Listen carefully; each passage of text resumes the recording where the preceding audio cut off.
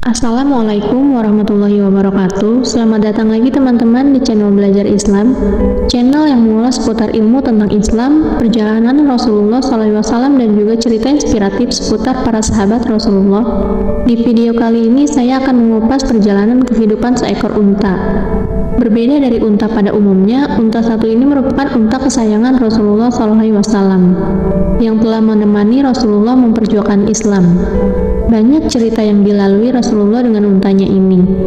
Sebelum kita mulai, alangkah baiknya jika teman-teman bantu subscribe ya channel Belajar Islam ini, serta jangan lupa untuk di like and share videonya sebanyak-banyaknya, agar admin lebih bersemangat lagi dalam membuat video-video inspiratif seputar Islam. Baik, tanpa berlama-lama, bisa disimak video tentang unta kesayangan Rasulullah SAW yang bernama Al-Kiswa.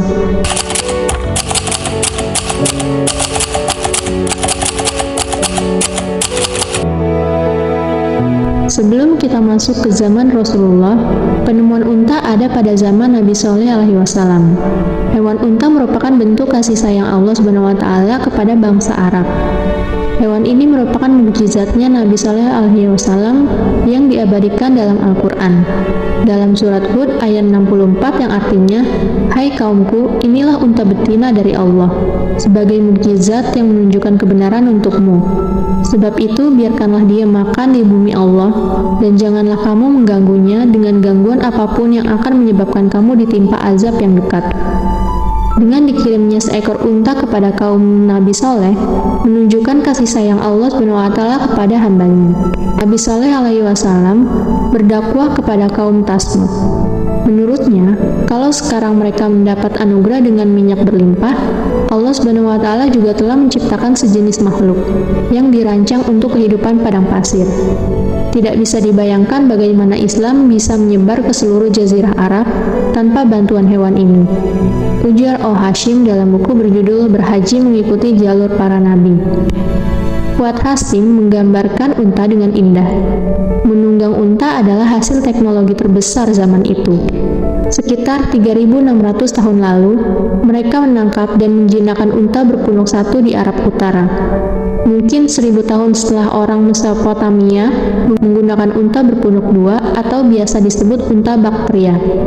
Kalau dahulu mereka hanya dapat menempuh jarak puluhan kilometer dari sumur oasis bersama kambing dan dombanya, kini jarak itu dilenyapkan dan tak ada lagi istilah jauh.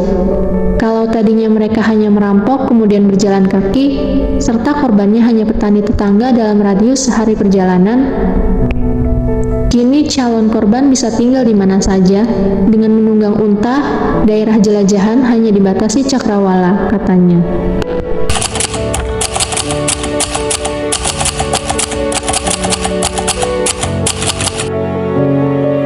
Kaswa, nama unta yang ditunggangi Rasulullah SAW ketika hijrah dari Mekah ke Madinah.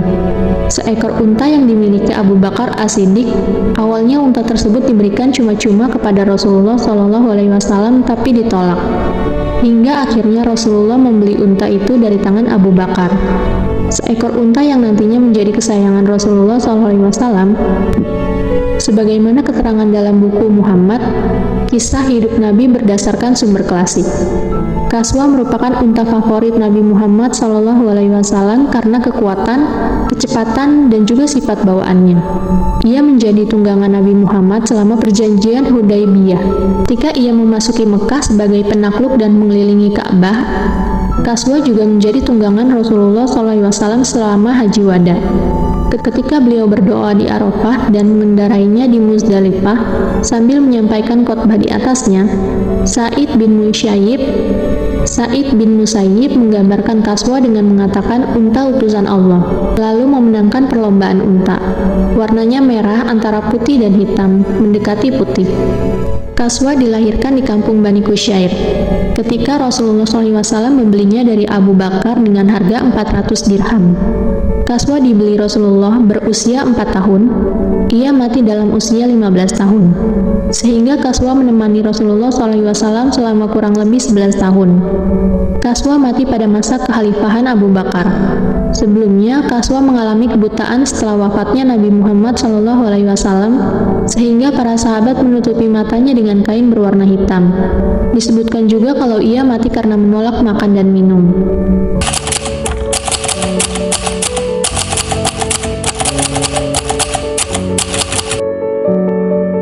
Rasulullah pertama kali ditemani Kaswa ketika beliau hendak hijrah ke Madinah.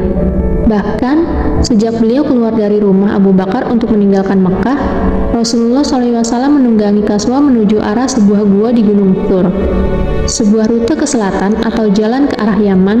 Perjalanan ini untuk mengelabui musuh. Karena apabila Rasulullah langsung menuju rute Madinah, yang tepatnya ke arah utara, maka sudah pasti kafir Quraisy menemukannya. Ketika tiba di Gua Thur, Rasulullah SAW dan Abu Bakar dan Kaswa tinggal selama kurang lebih 3 hari. Hal ini untuk memantau situasi terkini di Mekah usai kabar kepergian Rasulullah SAW.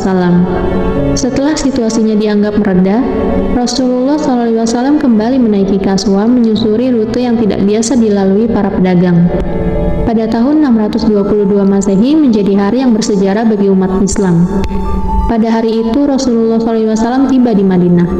Masyarakat Madinah menyambutnya dengan penuh sukacita. Semua orang menghendaki agar Rasulullah SAW bersedia tinggal di rumahnya. Namun, Rasulullah menyatakan akan tinggal di rumah yang dipilih Kaswa, unta kesayangannya. Sambil menaiki Kaswa, Rasulullah SAW menyusuri jalan kota Madinah. Ketika sampai di ruangan sempit yang dijadikan As'ad, untuk informasi, As'ad adalah tempat sholat untuk orang-orang yang membaiat diri pada waktu Aqobah pertama. Kaswa tiba-tiba berhenti dan berlutut. Namun demikian, Rasulullah tidak turun. Kaswa berjalan kembali, tapi tidak lama kemudian ia kembali ke tempat pertama ia berlutut. Kali ini, Kaswa tidak hanya berhenti berlutut, ia juga merapatkan dadanya ke sebidang tanah. Rasulullah yakin bahwa itulah tempat yang dipilih Kaswa dan akan dijadikan sebagai tempat tinggalnya di Madinah.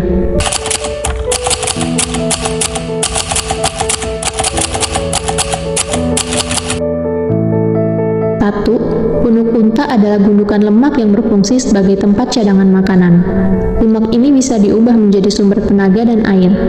Unta dapat bertahan hidup hingga 8 hari pada suhu 50 derajat tanpa makan dan minum. Unta yang mampu berjalan tanpa minum dalam waktu lama sampai menemukan sumber air. 2. Kebanyakan makanan di gurun pasir adalah kering dan berduri. Namun, sistem pencernaan pada unta telah diciptakan sesuai dengan kondisi yang sulit ini. Gigi dan mulut binatang ini telah dirancang untuk memakan duri tajam dengan mudah. Perutnya memiliki desain khusus tersendiri, sehingga cukup kuat untuk mencerna hampir semua tumbuhan di gurun pasir. 3. Bagian kelopak mata unta dapat tembus cahaya, sehingga dia bisa tetap melihat walaupun matanya tertutup.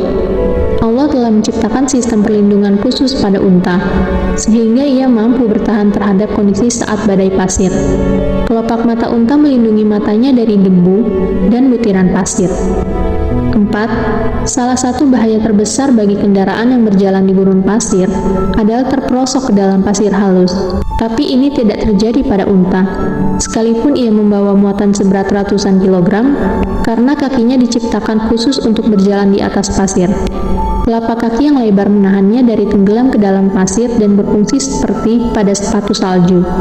Kaki yang panjang menjauhkan tubuhnya dari permukaan pasir, sehingga melindungi dari panas membakar di bawahnya. Tubuh unta tertutupi oleh rambut lebat dan tebal. Ini melindunginya dari sengatan sinar matahari dan suhu padang pasir yang dingin membeku setelah matahari terbenam.